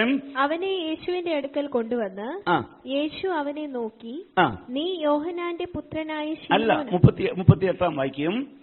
യേശു തിരിഞ്ഞ് അവർ പിന്നാലെ വരുന്നത് കണ്ട് അവരോട്, നിങ്ങൾ എന്ത് അന്വേഷിക്കുന്നു എന്ന് ചോദിച്ചു. അവർ റബി എന്ന് വെച്ചാൽ ഗുരു, നീ എവിടെ പാർക്കുന്നു എന്ന് ചോദിച്ചു. അവൻ അവരോട് വന്ന് കാൺമീൻ എന്ന് പറഞ്ഞു. വന്ന് കാൺമീൻ എന്ന് പറഞ്ഞു. അങ്ങനെ അവൻ വസിക്കുന്ന ഇടം അവർ കണ്ടു. അന്ന് അവനോട് കൂടെ പാർത്തു. പിന്നെ അപ്പോൾ ഏകദേശം 10-ാം മണി നേരമായിരുന്നു. എന്നിട്ട് അവിടെ എഴുതിയിരിക്കുകയാണ്, അപ്പോൾ ഏകദേശം 10-ാം മണി നേരം ആയിരുന്നു. ഈ 10-ാം മണി നേരമായിരുന്നു എന്ന് പറയാൻ അവിടെ ആ സമയത്തിന് അവിടെ പ്രത്യേകത ഒന്നും പറഞ്ഞിട്ടില്ല. പക്ഷെ അവിടെ എഴുതിയിട്ടുണ്ട്. അപ്പോ സമയം എത്രയായിരുന്നു? 10-ാം മണി നേരമായിരുന്നു. നമ്മൾ അതിലേക്ക് വരുന്നതിന് മുമ്പ് ഒന്നുകൂടെ ശ്രദ്ധിച്ചേ. ഈ ശിഷ്യന്മാർ, നിങ്ങൾ ശ്രദ്ധിക്കുക, ഈ ശിഷ്യന്മാർ യേശുവിനോട് ചോദിക്കുന്നു, ഗുരു നീ എവിടെ പാർക്കുന്നു?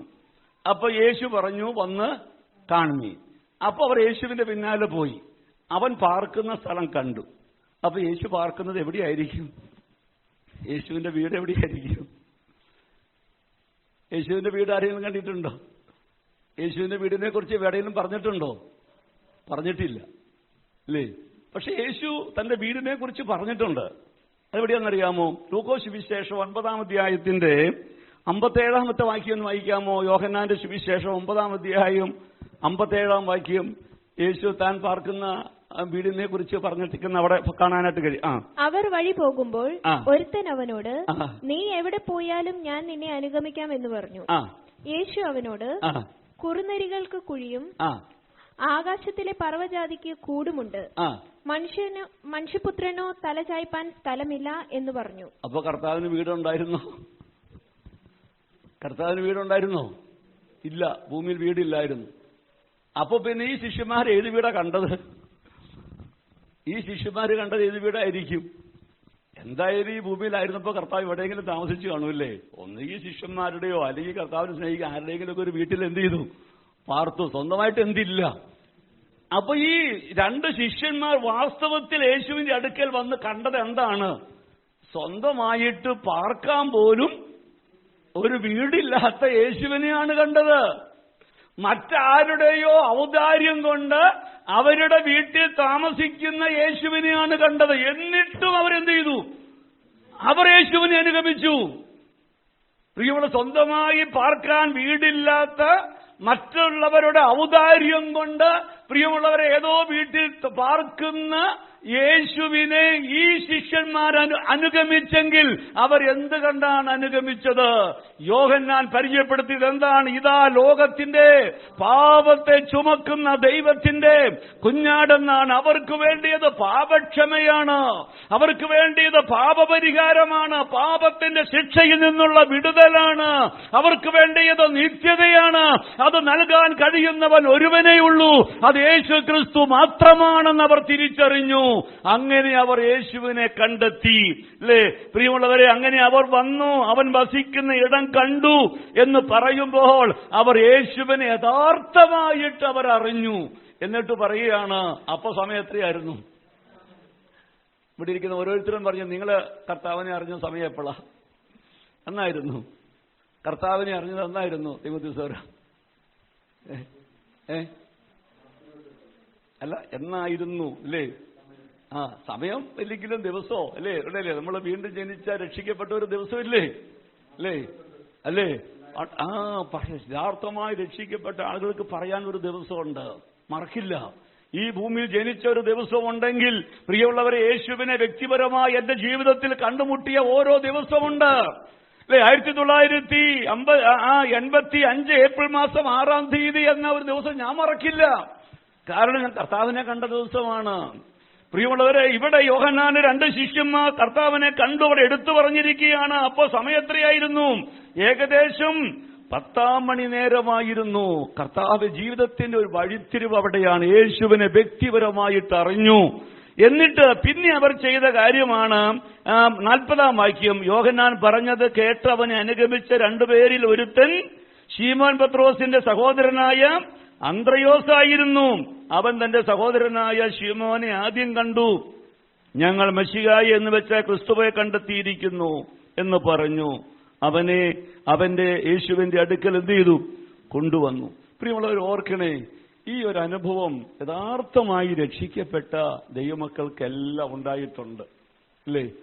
അത് നമ്മളിൽ നിന്ന് കുറഞ്ഞുപോയ കർത്താവിനെ കണ്ടുമുട്ടിയാൽ പ്രിയമുള്ളവരെ, നമ്മുടെ ഉള്ളിലുണ്ടാകുന്ന ഒരു ആത്മഭാരമുണ്ട് നമ്മുടെ സഹോദരങ്ങളെ കുറിച്ച്. നമുക്കത് നഷ്ടപ്പെട്ടിട്ടുണ്ടോ? അല്ലേ? ഈ അന്ത്രയോസ് ആദ്യം ചെയ്തത്, ഞാൻ യേശുവിനെ കണ്ടു, എന്റെ സഹോദരൻ യേശുവിനെ കണ്ടില്ല, അതുകൊണ്ട് സഹോദരനോട് യേശുവിനെ കുറിച്ച് പറഞ്ഞു. ദൈവമക്കളെ, ഞാൻ എന്റെ ഒരു അനുഭവം പറയട്ടെ. രക്ഷയിലേക്ക് വന്ന് ഞാൻ പറഞ്ഞിട്ടുണ്ടല്ലോ, എന്റെ പിതാവ് ഒരു മദ്യപാനിയായി കഴിയുന്ന സമയം. രക്ഷയിലേക്ക് വന്നതിന് ശേഷവും പിതാവ് 7 വർഷം കഴിഞ്ഞിട്ടാണ് പിന്നെ പിതാവ് രക്ഷിക്കപ്പെടുന്നത്. അപ്പോ ഞാൻ പിതാവിന്റെ മദ്യപാനം മാറാൻ വേണ്ടി പ്രാർത്ഥിച്ച ഒരു സമയമുണ്ട്. പക്ഷെ ഒരു സമയത്ത് ദൈവം എന്റെ കണ്ണു തുറന്നു.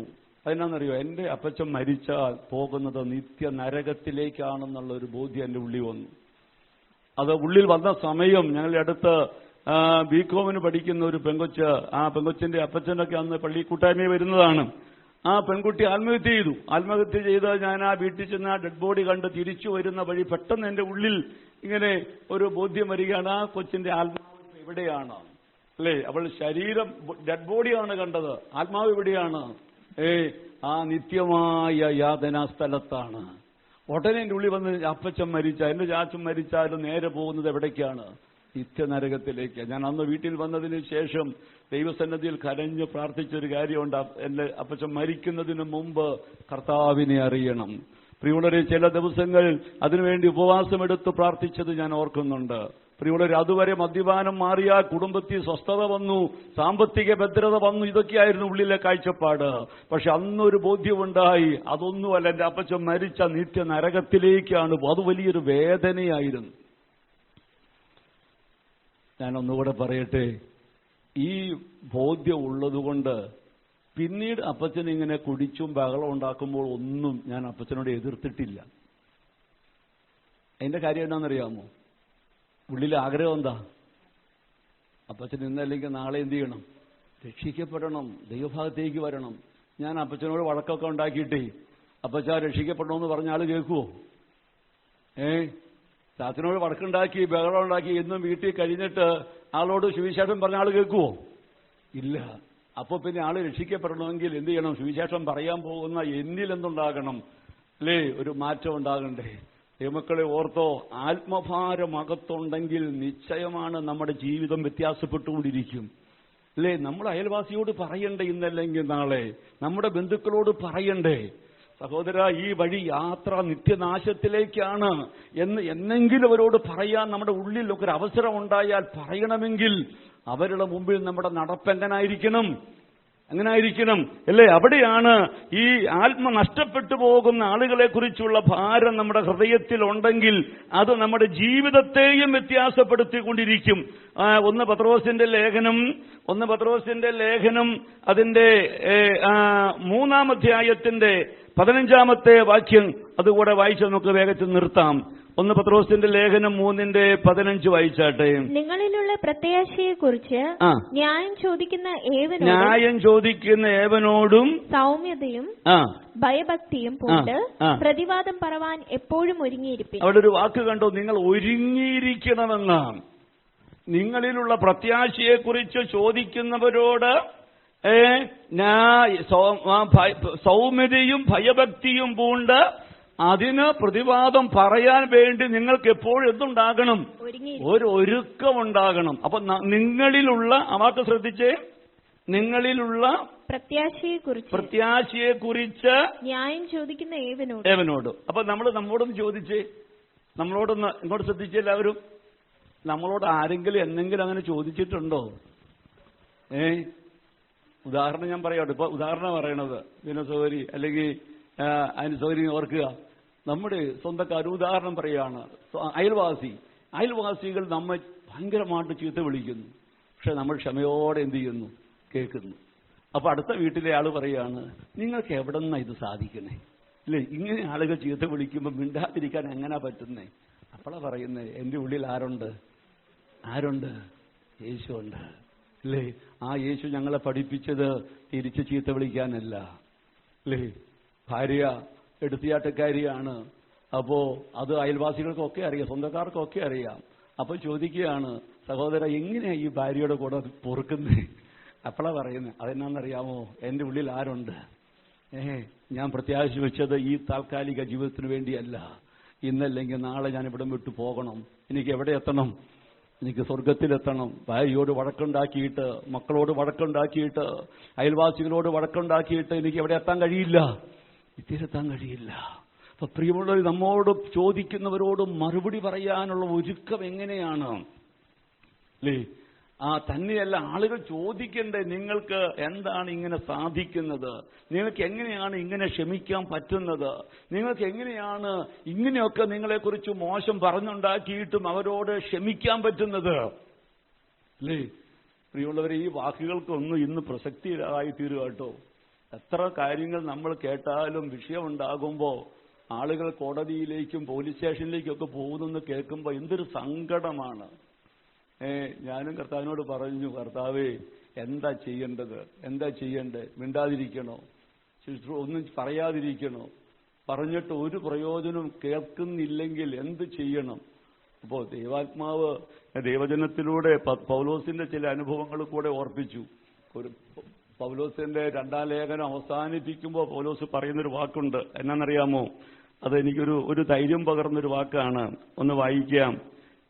2 കൊരിന്ത്യർ ലേഖനം അതിന്റെ 12-ാം അധ്യായം 19 മുതലുള്ള വാക്യം വായിക്കാമോ? ഇത്ര നേരം ഞങ്ങൾ നിങ്ങളോട് പ്രതിവാദിക്കുന്നു എന്ന് നിങ്ങൾക്ക് തോന്നുന്നുവോ? അപ്പൊ ഞാൻ നിങ്ങളോട് ചോദിക്കുകയാണ്, അല്ല, ഇത് നമ്മളൊരു സന്ദേശമാട്ടോ. ഞാൻ അങ്ങനെ പറയുന്നത് വേറെ അർത്ഥത്തിൽ തോന്നല്ലേ? ഇപ്പൊ പൗലോസിന്റെ ഭാഷയിൽ ഞാൻ ചോദിക്കുക, ഞാൻ ഇത്രയും നേരം നിങ്ങളോട് പറഞ്ഞത് നിങ്ങളോട് ഞാൻ എന്തോ പ്രതിവാദിക്കുകയോ നിങ്ങളെന്തോ മോശമാക്കുകയോ അങ്ങനെയൊക്കെ നിങ്ങൾക്ക് തോന്നുന്നുണ്ടോ? ഉണ്ടോ? അല്ലേ?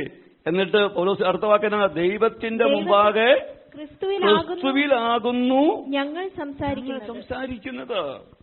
ഞങ്ങളീ പറയുമ്പോൾ ചിലപ്പോൾ ചിലർക്കത് കുത്തുകൊള്ളുവോ, ചിലർക്ക് വേദന ഉണ്ടാക്കുവോ ഒക്കെ ചെയ്യുമായിരിക്കാം. പക്ഷെ ഞങ്ങൾ സംസാരിക്കുന്നത് എങ്ങനെയാണ്? ക്രിസ്തുവിലാണ്. വേണമെങ്കിൽ സംസാരിക്കാതെ ഇരിക്കാം, അല്ലേ?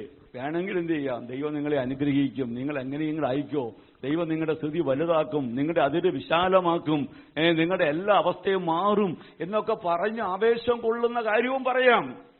പക്ഷേ പൗലോസിന്റെ വാക്ക് അങ്ങനെ ആയിരുന്നില്ല. പൗലോസ് പറയുന്നു, ദൈവത്തിന്റെ മുമ്പാകെ ക്രിസ്തുവിലാകുന്നു ഞങ്ങൾ സംസാരിക്കുന്നത്. എന്നിട്ട് പ്രിയമുള്ളവരെ, സകലതും നിങ്ങളുടെ ആത്മീക വർധനയ്ക്കായിട്ടത്രേ. സകലത് എന്തിനു വേണ്ടിയാണ്? ഇപ്പൊ ഇന്ന് ഈ സംസാരിച്ച വചനങ്ങൾ ഇനി ഇത് യൂട്യൂബിലൂടെ കേൾക്കുമ്പോ ഞങ്ങൾ ആഗ്രഹിക്കുന്നത് ഇന്ന് വരാത്ത ആളുകൾ കേൾക്കണമെന്നാ. പക്ഷെ കേൾക്കുമെന്ന് നിങ്ങൾക്ക് തോന്നുന്നുണ്ടോ?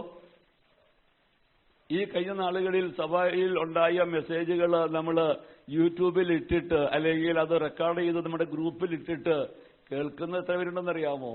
ആ ആവേശം, ആ ആത്മീയ വളർച്ച ഉണ്ടാകുന്ന ചുരുക്കം പേരാണ്, അല്ലേ? ഇപ്പോ എന്തിനാ നമ്മൾ ഈ ലൈവ് വെച്ചിരിക്കുന്നത്? ഇത് വെച്ചിരിക്കുന്നത് വരാൻ കഴിയാത്തവർ ഇത് കേൾക്കാൻ വേണ്ടിയിട്ടാണ്, അല്ലേ? ഇത് കേൾക്കാൻ, ഇത് ഈ ദൈവവചനം മനസ്സിലാക്കാൻ വേണ്ടിയാണ്. ഈ വചനമാണ് നമ്മുടെ ജീവിതത്തെ വ്യത്യാസപ്പെടുത്തുന്നത്.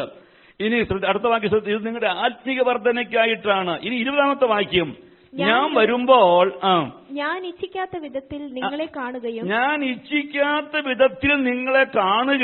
നിങ്ങൾ ഇച്ഛിക്കാത്ത വിധത്തിൽ എന്നെ കാണുകയും ചെയ്യുമോ എന്നും, പിന്നെ പിണക്കം, ഈർഷ്യ, ക്രോധം, ശാഠ്യം, ഏഷണി, കുശുകുശുപ്പ്, നിഗളം, കലഹം എന്നിവ ഉണ്ടാകുമോ എന്നും.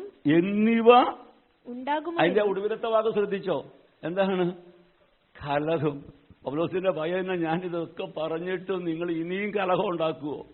ഇനിയും ഏഷണിയും കുശുകുശുപ്പും ഉണ്ടാക്കുവോ? അല്ലേ? ഇതാണ് പേടി, ഇല്ലേ? ഉണ്ടാകുമോ എന്നും. ഞാൻ വീണ്ടും വരുമ്പോൾ എന്റെ ദൈവം എന്നെ നിങ്ങളുടെ ഇടയിൽ താഴ്ത്തുവാനും പാപം ചെയ്തിട്ട് തങ്ങൾ പ്രവർത്തിച്ച അശുദ്ധി, ദുർനടപ്പ്, ദുഷ്കാമം എന്നിവയെക്കുറിച്ച് മാനസാന്തരപ്പെടാത്ത പലരെയും ചൊല്ലി.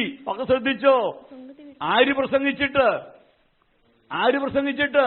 പൗലോസ് അപ്പോസ്തലൻ പ്രസംഗിച്ചിട്ട് മാനസാന്തരപ്പെടാത്ത പലരെയും ചൊല്ലി ഖേദിപ്പാനും സംഗതി വരുമോ എന്നും ഞാൻ എന്ത് ചെയ്യുന്നു? ഭയപ്പെടുന്നു. ദൈവമക്കളെ, നമുക്ക് നമ്മെ തന്നെ ആഴമായി ശോധന ചെയ്യാം, കണ്ണുകളടയ്ക്കാം. ഹല്ലേലൂയ. ഈ ദൈവവചനങ്ങളൊക്കെ നമ്മുടെ ജീവിതത്തിൽ വ്യത്യാസം ഉണ്ടാക്കണം. ആദ്യം ചെയ്യേണ്ടത്, കർത്താവ് പറഞ്ഞു, മുമ്പേ അവന്റെ രാജ്യവും നീതിയും അന്വേഷിക്കണം, അതോടെ ഇതൊക്കെ നിങ്ങൾക്ക് കിട്ടും. ഭൗതികമായ കാര്യങ്ങളെക്കുറിച്ച് നിങ്ങൾ ഭാരപ്പെടണ്ട. സ്വർഗത്തിൽ നമുക്കൊരു പിതാവുണ്ട്, നമ്മുടെ ആവശ്യം അറിയുന്ന ഒരു പിതാവുണ്ട്. ആ പിതാവ് നമ്മെ കരുതുന്നവനാണ്. മുന്നമേ സഹോദരനോട് നിരപ്പാകണം. ഹല്ലേലൂയ. ആദ്യ സ്നേഹത്തിലേക്ക് മടങ്ങി വരണം. ഹല്ലേലൂയ. ആദ്യം കർത്താവിന് വേണ്ടി തങ്ങളെ തന്നെ സമർപ്പിക്കണം. പിന്നെ ദൈവദാസന്മാർക്ക്, ദൈവസഭയ്ക്ക് തങ്ങളെ തന്നെ ഏൽപ്പിച്ചു കൊടുക്കണം. സഭ എന്നത് നമ്മുടെ ഏറ്റവും പ്രധാനപ്പെട്ട കാര്യമാണ്. ഇപ്പോ കേട്ടതുപോലെ യോഹന്നാന്റെ ശിഷ്യന്മാരിൽ ഒരുവനായിരുന്ന അന്ത്രയോസ് യേശുവിനെ കണ്ടപ്പോ ആദ്യം എന്ത് ചെയ്തു? തന്റെ സഹോദരനോട് യേശുവിനെ കുറിച്ച് പറഞ്ഞു. ഹല്ലേലൂയ. പ്രാർത്ഥിക്കുക. എല്ലാവരും നിമിഷം പ്രാർത്ഥിക്കണേ. കർത്താവേ, ചിലരോട് യേശുവിനെ കുറിച്ച് പറയാൻ, ഞങ്ങളിലുള്ള പ്രത്യാശയെക്കുറിച്ച് ന്യായം ചോദിക്കുന്നവരോട് പ്രതിവാദം പറവാൻ ഒരുങ്ങിയിരിപ്പാൻ. ഇതാണോ ക്രിസ്ത്യാനി, ഇതാണോ ദൈവ പൈതൽ, ഇതാണോ വിശ്വാസി എന്ന് നമ്മെ നോക്കി ഒരാളും പറയാൻ ഇടയാകരുത്. കഴിഞ്ഞ കാലങ്ങളിൽ അങ്ങനെ എന്തെങ്കിലുമൊക്കെ കുറവ് വന്നിട്ടുണ്ടെങ്കിൽ നാം അത് ദൈവത്തോട് ഏറ്റുപറയണം. ദൈവമക്കളെ, നമ്മുടെ ആത്മീക ജീവിതത്തെ പരാജയപ്പെടുത്താൻ പിശാച് അനേക തന്ത്രങ്ങൾ മെനയുന്നുണ്ട്. അതിലൊന്നും നാം കുടുങ്ങിപ്പോകരുത്. ചിലരൊക്കെ സാത്താന്റെ വലയിൽ അകപ്പെടുമ്പോ നമ്മൾ അവരെ ഓർത്ത് ആത്മാർത്ഥമായി പ്രാർത്ഥിക്കണം. മടങ്ങി വരാൻ, യഥാസ്ഥാനപ്പെടാൻ വേണ്ടി പ്രാർത്ഥിക്കണം. കർത്താവേ, സഭയിലുള്ള ഒരാളും നഷ്ടപ്പെട്ടു പോകരുത്. കഴിഞ്ഞ കാലങ്ങളിൽ വചനം കേട്ട ഒരാൾ പോലും നഷ്ടപ്പെട്ടു പോകരുത്. എല്ലാവർക്കും ഒരു ആത്മീയ വർധനവുണ്ടാകണം, ഒരാത്മഭാരമുണ്ടാകണം, നിത്യതയെക്കുറിച്ചുള്ള ദർശനം അധികമായിട്ടുണ്ടാകണം.